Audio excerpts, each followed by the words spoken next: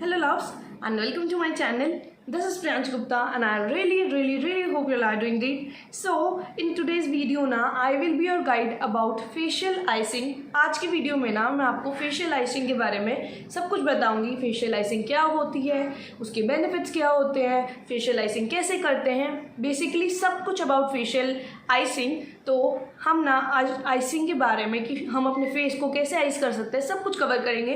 तो without any further adieu let's quickly move on to the video. First thing first is what is facial icing. Facial icing होती क्या है? Facial icing ना अपने नाम से बहुत ज़्यादा सिमिलर है कि अपने फेस पे ना अच्छे से आइस को अप्लाई करने की प्रोसेस को हम फेशियल आइसिंग कहते हैं. और इस प्रोसेस से ना हम बहुत ज़्यादा बेनिफिट्स ले सकते हैं अपनी स्किन के लिए, अपनी स्किन को हेल्दी बनाने के लिए. तो अब आपको अपनी स्किन यार सबको हेल्दी चाहिए होती है, तो इसलिए ना मैं आपको बताने लगी हूँ कि आइसिंग से आप अपनी स्किन को कैसे हेल्दी बना सकते हैं.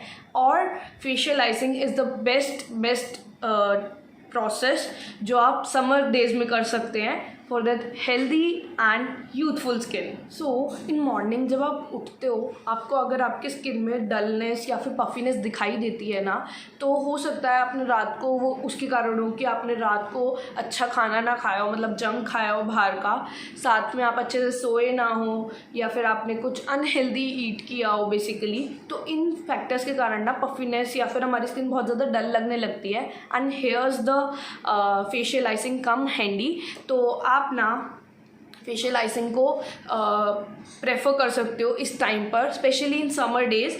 तो मैं आपको बताती हूँ इसके क्या क्या बेनिफिट्स होते हैं. सो here are some benefits. Benefit number 1 is it reduces puffiness as well as swelling.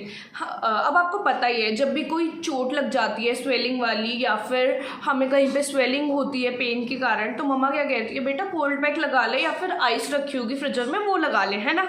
तो हाँ, जैसे चोट वगैरह पे या फिर किसी इंजरी पे काम आती है ना आइस, तो हमारे फेस के लिए भी बहुत बेनिफिशियल होती है. अगर हमारे फेस पे कहीं पे स्वेलिंग आ जाती है कुछ काटने के कारण, या फिर कैसे भी रात को अगर तुम ढंग से सोए नहीं हो, तो भी कईयों का फेस बहुत ज़्यादा पफी दिखता है, ठीक है.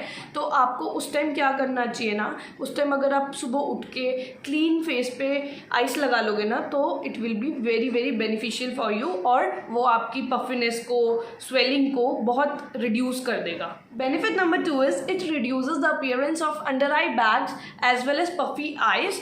दोनों की ना अपीयरेंस को कम कर देती है आइसिंग, क्योंकि कईयों की आइज ना बिल्कुल पांडा आइज लगती है और इतनी पफी लगती है ना, सुबह उठ के उनको बहुत अजीब फील होता है कि यार कितना पफी लग रहा है, सारी आइज बहुत अजीब लगती है कईयों की आइज. तो ना आप क्या कर सकते हो, सुबह उठ के क्लीन फेस पे, मतलब फेस वॉश करके अच्छे से आप एक आइस क्यूब लेके आराम से हल्के हाथ से ना आइसिंग कर सकते हो, जिससे आपको ना टाइटनेस का इफेक्ट फील होगा, और साथ में ना आपको और भी बेनिफिट्स मिलेंगे. आपकी पफीनेस कम होती दिखाई देगी और आपकी आइज बिल्कुल पहले जैसी हो जाएंगी, और बिल्कुल भी आपको क्या कहते हैं, अंडर आई बैग्स या फिर बिल्कुल भी पफी आइज की प्रॉब्लम नहीं दिखेगी इसके बाद. सो गाइज, अब ना कईयों को ना जेनेटिकली ही होता है ये प्रॉब्लम, अंडर आई बैग्स का, पफी आइज का. कईयों को जेनेटिकली होता है, किसी की मम्मा को, पापा को, या फिर ग्रैंड पेरेंट्स तक को भी हो ना, तो हो सकता है कि वो ट्रेट्स आपके अंदर भी हो, ठीक है. कुछ ट्रेट्स हमें जेनेटिकली मिलते हैं, ठीक है. तो इतनी टेंशन लेने की बात नहीं है कि क्या करे, हो ही नहीं रहा, ठीक है. Beauty lies in the heart. ज़रूरी नहीं है कि बाहर से ही अच्छा दिखना है. और मैं बताऊँ, everyone is beautiful in their own way. तो टेंशन लेने की कोई बात नहीं है, बस अपना ध्यान रखें और अच्छे से हेल्दी टिप्स फॉलो करो, तो आप अंदर से हेल्दी फील करोगे. ओके, तो keep it in mind. Benefit number 3 is it brightens your complexion, ठीक है. अब यार ज़रूरी नहीं है ना कि हर बारी इतना सारा हाइलाइटर लें या फिर इतने महंगे बाजार में से हाइलाइटर खरीदें, जब हम सेम ग्लो पा सकते हैं जस्ट विद डूइंग आइसिंग और doing some facial icing on our skin, है ना. तो इसके लिए ना आप अगर फेशियल आइसिंग करते हो तो आपको ना अपने पोर्स में कम दिखेंगे, पोर्स की अपीयरेंस आपकी कम हो जाएगी, साथ में आपकी स्किन यूथफुल लगेगी, रेडिएंट लगेगी और आपकी स्किन ना बहुत यंग और ब्राइट हो जाती है, ठीक है। और रिंकल्स भी ना बहुत कम दिखते हैं। तो इसलिए ना जब आपको रिंकल्स की, फाइन लाइंस की और पोर्स की कोई प्रॉब्लम ही नहीं होगी तो आपको नेचुरली ग्लो मिलेगा, और वो नेचुरल ग्लो ना बिल्कुल हाइलाइटर जैसा होगा। तो यहाँ पे जब आपको यार नेचुरल ग्लो आइसिंग से ही मिल सकता है, नेचुरली आपका कॉम्प्लेक्शन ब्राइट हो सकता है आइसिंग से, तो फिर हम हाइलाइटर यूज़ ही क्यों करें, है ना। तो इसलिए आप ना आइसिंग यूज़ कर सकते हैं, specially in summers, for that brighten up skin. Benefit number 4 is facial icing is free and easy to do, ठीक है। फेशियल आइसिंग ना फ्री तो आपको पता ही है यार, बर्फ़ सबके घर में मिलती है, ठीक है। 1-2 गिलास पानी डालो और सबके घर में बर्फ़ होती होती है, और आप नहीं भी जमाओगे ना तो आपकी मम्मा ने पहले से ही जमा के रखी होगी, क्योंकि समझ आ चुकी है ऑलरेडी, ठीक है। तो आपको ऑलरेडी बर्फ़ मिलेगी ही फ्रीजर में। आप आज भी जाओगे ना, खोल के देखोगे कि फ्रिज में से बर्फ़ ले लेती हूँ, आइसिंग करनी है, या ले लेता हूँ आइसिंग करनी है, तो इजीली आपको अवेलेबल होगी, ठीक है। और इजी तो है ही, करना क्या है यार, आपको कोई भी इक्विपमेंट नहीं चाहिए, कुछ भी फैंसी नहीं चाहिए, सब बस एक बर्फ़ लेनी है और उसको यूज़ करना है, नथिंग स्पेशल, आपको कुछ भी नहीं करना। ज़्यादा से ज़्यादा एक पतला सा थिन सा कपड़ा चाहिए होगा ताकि आपकी स्किन डैमेज ना हो, बाकी आपको कुछ नीडेड नहीं होगा, सच में आपको कुछ भी फैंसी ज़रूरत नहीं है। तो हुआ ना ये फ्री और इजी टू डू, तो आप ना इसको इजीली घर पे कर सकते हैं। और अब मैं आपको बताती हूँ कि आप इसे कैसे करें सेफली, ताकि आपकी स्किन ख़राब ना हो और आप इसके मैक्सिमम से मैक्सिमम बेनिफिट्स ले सकें। Benefit number 5 is it also helps with acne and pimple, ठीक है। एक्ने और पिम्पल के साथ कैसे यूज़ कर सकते हैं आप आइसिंग को, कि इन्फ्लेमेशन ना जो होती है हमारी एक्ने और पिम्पल में, वो कम हो जाती है आइसिंग करने से। ऑल्सो आइसिंग करने से ना आपके जो पोर्स होते हैं वो भी रिड्यूस हो जाते हैं, जिसके कारण ना आपकी ऑयल प्रोडक्शन कम होती है, एक्सेसिव ऑयल नहीं बनता आपकी स्किन में, और रिजल्ट इन आपकी एक्ने और पिम्पल्स की प्रॉब्लम कम हो जाती है, ठीक है। साथ में अगर आपको करना है ना ये, तो मेक श्योर करना कि थिन से कपड़े में आप आइस को लपेटो, उसके बाद ही लगाओ, क्योंकि आपको ना 2 से 3 सेकंड के लिए एक जगह पे रखना पड़ेगा। और ना मेक श्योर करना कि पहले आप पूरा फेस आइस कर लो, उसके बाद ही अपने पिंपल को आइस करो। अदरवाइज आप ना अपने पिंपल के जो बैक्टीरिया होंगे ना वो बाकी फेस पे लगाओगे, तो हो सकता है आपके बाकी फेस पे भी एक्ने और पिंपल आ जाए, तो it doesn't make any sense. तो आपको हमेशा ना या तो रैपिंग चेंज कर लो, मतलब जो आपने कपड़ा लिया है वो चेंज कर लो पिंपल पे लगाने के बाद, या फिर उसको वॉश करके यूज़ करो, अदरवाइज अपनी आइस चेंज कर लो, ठीक है। मतलब सेम ना नहीं लगानी है पिंपल से, ये कि यहाँ पे पिंपल है, पिंपल की कहीं और लगा ली, तो 2-3 जगह पे आप लगाओगे ना तो आपको और भी ज़्यादा पिंपल और एक्ने की प्रॉब्लम बढ़ जाएगी। इससे बढ़िया है आप पहले पूरा फेस कर लो आइसिंग, और उसके बाद ही जहाँ पे पिंपल है वहाँ लगा लो, तो सही रहेगा। क्योंकि ना आखिरी में लगाओगे तो आपको यूँ भी नहीं रहेगा बर्फ़ चेंज करनी है, अब ये करना है वो करना है, क्योंकि पहले ही सब कुछ कर लोगे, मतलब पहले ही पूरे फेस को आइस कर लोगे, तो सिर्फ वो पिंपल ही तो बचेगा जहाँ पे करना है, okay. So how to do facial icing safely and effectively, ठीक है। तो सबसे पहले ना आपको कुछ मतलब आइस क्यूब चाहिए होगी एक, और ये रही आइस क्यूब, उसके साथ ना आपको एक थिन क्लॉथ चाहिए होगा। मैंने ना हैंकी लिया है, मतलब पापा का, तो आप भी कोई भी हैंकी ले लीजिए या कुछ भी, बस वो पतला कपड़ा होना चाहिए, ठीक है। आइस गिरती गिरती बची, पतला कपड़ा होना चाहिए। मेक श्योर करना मोटा होगा तो आपकी स्किन पे लगेगी ही नहीं आइस, ठीक है। उसके बाद आपको यूँ करके पकड़नी है और ना अपनी स्किन पर रब करना शुरू करना है। तो सबसे पहले ना हम राइट चीक पे करना शुरू करेंगे, 10 टाइम्स ना सर्कुलर मोशंस में करना है, 4 5 6 7 8 9 10, ठीक है। और मेक श्योर करना कि आपका फेस बिल्कुल क्लीन हो, आपने कुछ भी अपने फेस पे अप्लाई नहीं करा हो, सिर्फ फेस वॉश करके जब आपको ये करना है, ओके। 1 2 3 4 5 6 7 8 9 10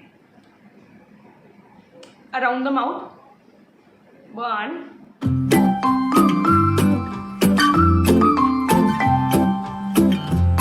नोज के अराउंड,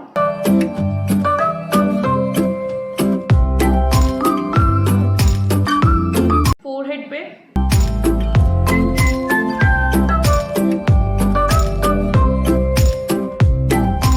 ठीक है। अंडर द आइज आराम आराम से हल्के हाथों से।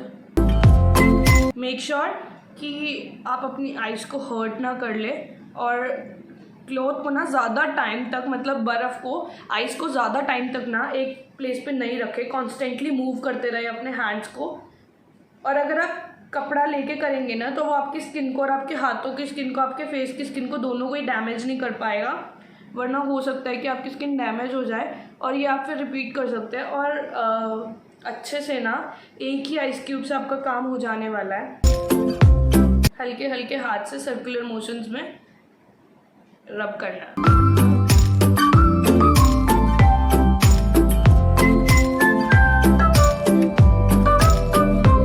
देखो, see the glow. Can you see the glow? I can clearly see the glow. Can you see the glow? I didn't wear any of the highlighter. I just put some kajal and lipstick, also some sunscreen. बस इसके अलावा मैंने कोई makeup नहीं लगाया। To be very honest, सच्ची में मैं सच बोल रही हूँ कि मैंने कुछ भी नहीं लगाया। ओके, तो देखो तब भी इतना ग्लोई फेस लग रहा है। सो गाइज, मेक श्योर करना कि आप ना इसको एयर ड्राई ही होने दो। यूँ ना हो कि आप इसको टॉवल से पूछ लो या फिर टॉवल से पैट कर लो। कभी भी ना करोगे ना तो बेनिफिट्स उतने अच्छे नहीं मिलेंगे, ठीक है। तो आपको ना आइस को एयर ड्राई होना चाहिए। जैसे हम टोनर को होने देते हैं ना, सेम वैसा ही ice is a natural toner, we can say, ठीक है। आइस एक नेचुरल टोनर का काम करता है। तो मेक श्योर करना कि आप इसको एयर ड्राई ही होने दो। आप इसको टॉवल से या फिर किसी भी हैंकी से पैट ना करना।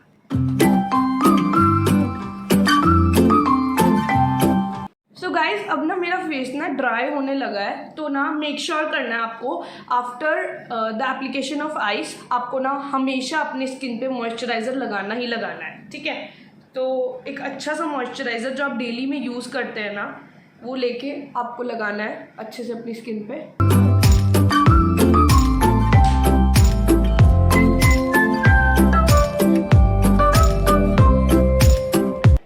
इसको भी आप सर्कुलर मोशंस में ही लगाएंगे। आपको बहुत ज़्यादा टाइटली रब करने की ज़रूरत नहीं है, ना आइस को ना इसको, क्योंकि at the end it's your own skin, ठीक है। ये स्किन है, कोई कपड़ा नहीं है रफ की पटक पटक के मारो, ठीक है। यहाँ कोई दो भी पचाड़ नहीं चल रहा कि पटक पटक के मारो। पीछे गाइस विपुल भी हंस रहा है बेटा जैसे मैं बोल रही हूँ, बट कोई नहीं।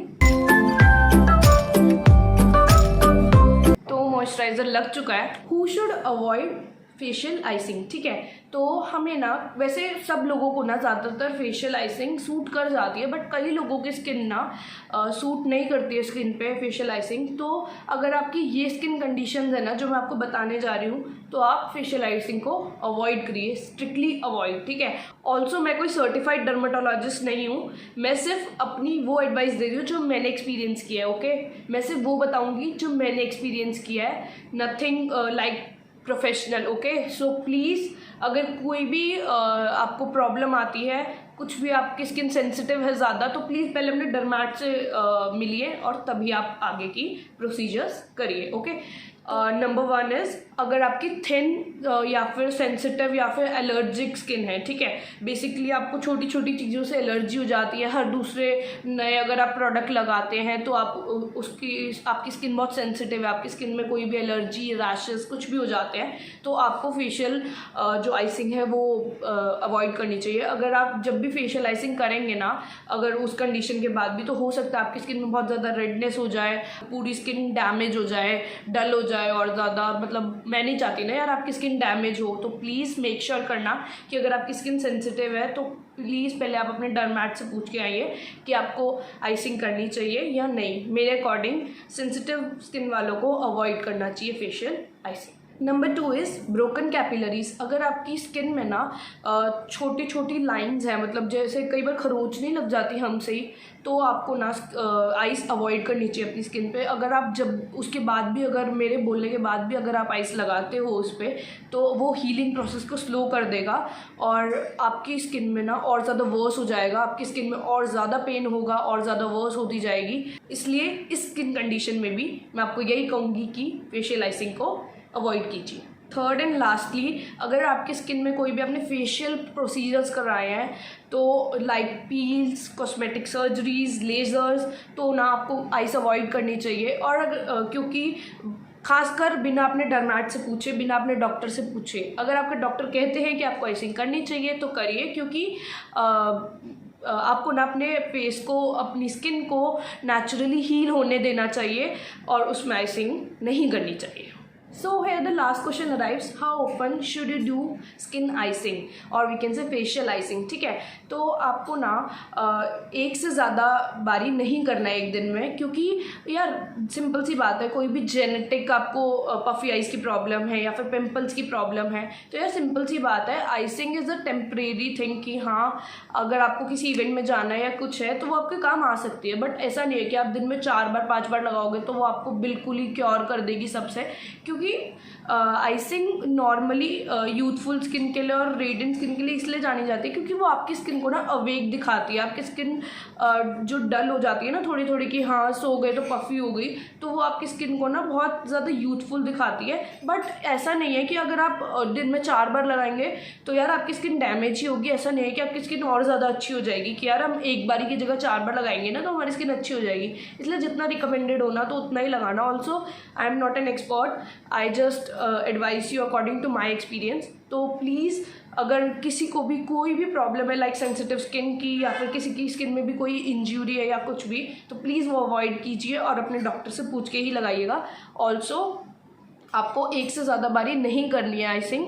और अगर आप चाहते हैं कि आपकी स्किन में पफीनेस ना हो ज़्यादा, आपकी स्किन यूथफुल बनी रहे, तो रात को अच्छे से सोइए, अच्छा खाइए और अच्छी अच्छी हैबिट्स अपनाइए। सो गाइज मैंने ना फेशियल आइसिंग के बारे में ना ऑलमोस्ट सब कुछ कवर कर लिया है। तो please if you find this video a little useful ना, देन प्लीज़ लाइक करना, कमेंट डाउन बिलो कि आप फेशियल आइसिंग करेंगे या नहीं करेंगे, करते हैं या नहीं करते, सब कुछ अपना एक्सपीरियंस बेसिकली कमेंट करना। ऑल्सो कमेंट डाउन बिलो कुछ सजेशंस जो आप चाहते हो कि मैं वीडियोस बनाऊँ जिन पे आप कुछ नई वीडियोस चाहते हो, तो suggest me down below. Also subscribe करना मेरे चैनल को, hit the bell button. Also will meet you soon, bye bye, I love you all.